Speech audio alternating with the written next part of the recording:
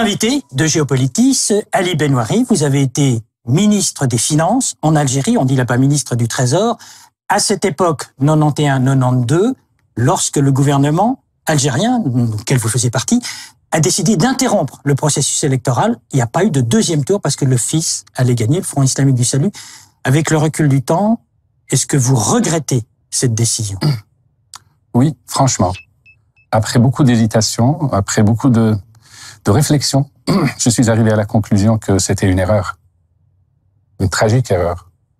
C'est ce qui a amené directement à la guerre civile, à votre avis? Oui, parce qu'il faut comprendre que l'interruption de ce processus électoral était censée éviter au pays à la fois la guerre civile, l'étouffement des libertés et la régression économique et sociale. C'était en gros les trois arguments qui étaient avancés. Or, ce qui s'est passé après justifie précisément l'erreur. C'est a posteriori qu'on peut dire qu'on a fait une erreur tragique, parce qu'on a eu, à la fois, on a eu ces trois fléaux, l'étouffement des libertés, la régression économique et sociale, et une guerre civile qui a fait, dit-on, 200 000 morts et des milliers de disparus. Ali Benouari, personne ne dit ça. Vous êtes le premier que j'entends dire clairement, il ne fallait pas interrompre cette élection. Ou je pense que oui. Pourquoi êtes-vous tout seul à le dire?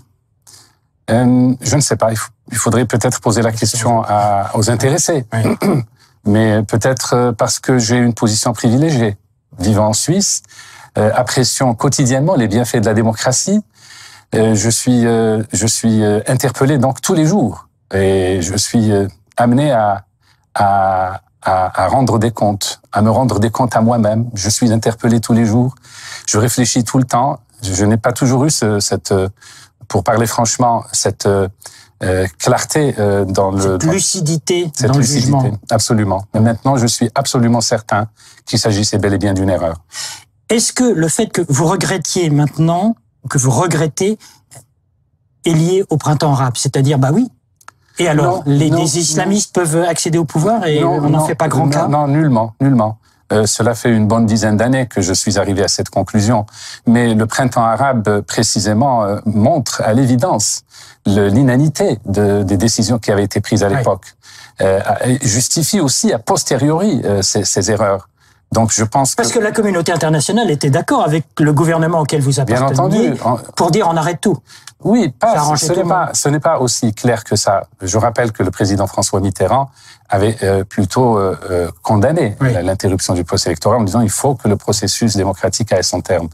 Mais il faut aussi voir que le régime de l'époque, le gouvernement de l'époque, avait déployé de très gros efforts pour convaincre la communauté internationale du péril auquel l'Algérie venait d'échapper grâce à cette interruption du processus électoral.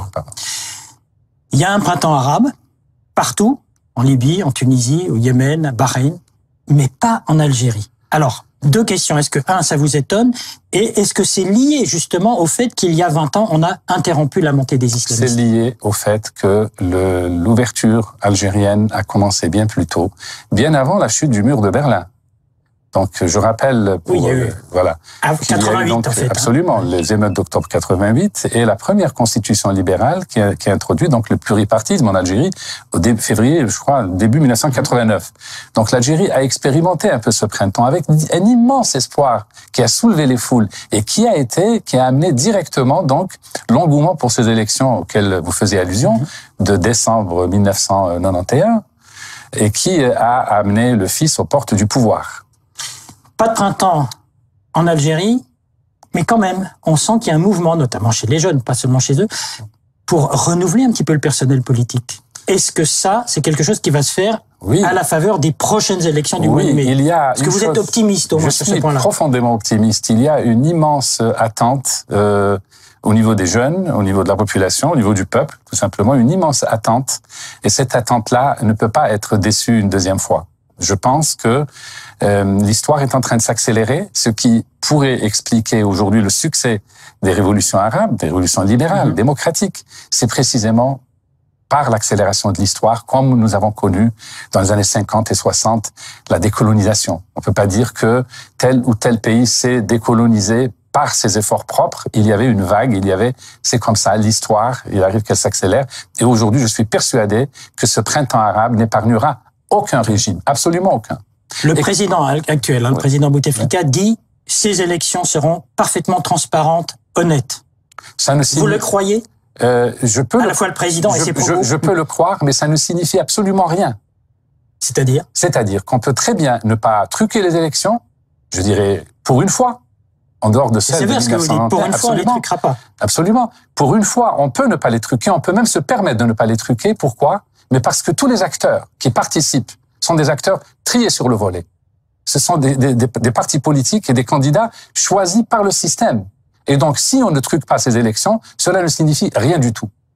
C'est une mascarade électorale, ça va être encore une mascarade électorale. C'est pas truqué au sens du vote, mais c'est arrangé au niveau du personnel politique. Et c'est la raison pour laquelle je suis persuadé que non seulement c'est une mascarade électorale de plus, mais qu'elle va précipiter le printemps algérien qui est en gestation. Parce que c'est encore une fois se moquer du peuple. Et je suis sûr que le peuple le ressentira de cette façon-là.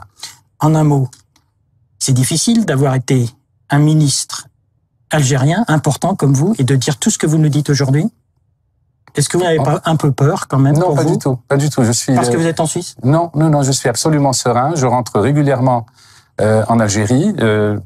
J'y ai encore de la famille, des amis, quelques activités, et je suis confiant parce que ce n'est plus une question d'individu. On ne peut plus faire peur ou faire avorter un mouvement ou des idées en s'en prenant à des hommes, à des individus. La peur a changé de camp, c'est ce qu'on disait en Tunisie. Je suis convaincu que la peur a changé de camp. Merci, Ali Benouaré. Je rappelle que vous êtes homme d'affaires ici à Genève et donc ancien ministre des Finances en Algérie en 91-92 lorsque le processus électoral avait été interrompu. Merci à vous.